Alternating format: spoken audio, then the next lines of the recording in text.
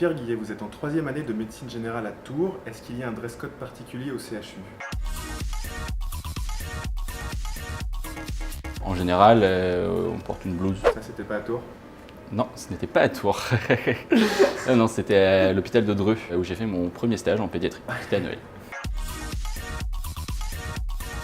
Les internes de médecine générale souhaitaient que le processus de recertification permette la valorisation des compétences des médecins tout au long de leur carrière professionnelle, ainsi que la valorisation des formations qu'ils vont suivre tout au long de leur vie professionnelle, plutôt un accompagnement des professionnels de santé.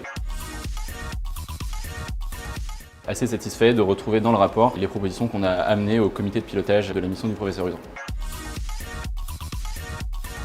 Pour nous, futurs médecins généralistes, la relation médecin-patient est vraiment l'essentiel de notre métier. Et ça nous semblait très important et on est très satisfait de le voir figurer dans les éléments qui vont être suivis avec la certification.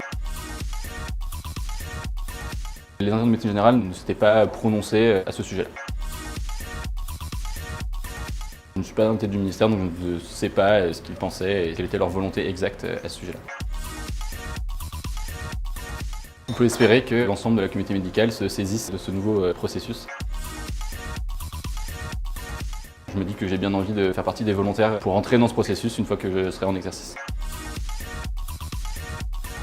Il s'agit d'équivalent de journée. Ce n'est pas forcément 15 à 30 jours de formation en continu, en présentiel ou en amphi comme on pourrait imaginer. Il s'agit de prendre en compte des présences à des congrès, des présences à des formations pour les médecins hospitaliers à l'intérieur de leur service pendant leur pratique. Est-ce que vous faites du sport? Pas du tout. Est-ce que vous avez le temps de manger sainement? Pas du tout. Avez-vous des addictions? Je fume. Avez-vous des addictions? Je suis en train d'arrêter de fumer, c'est justement le mois sans tabac. Avez-vous des problèmes de vue? Pour l'instant, non. Attention, question sensible, avez-vous fait votre injection contre la grippe en 2018? Oui. Pas mal. Non.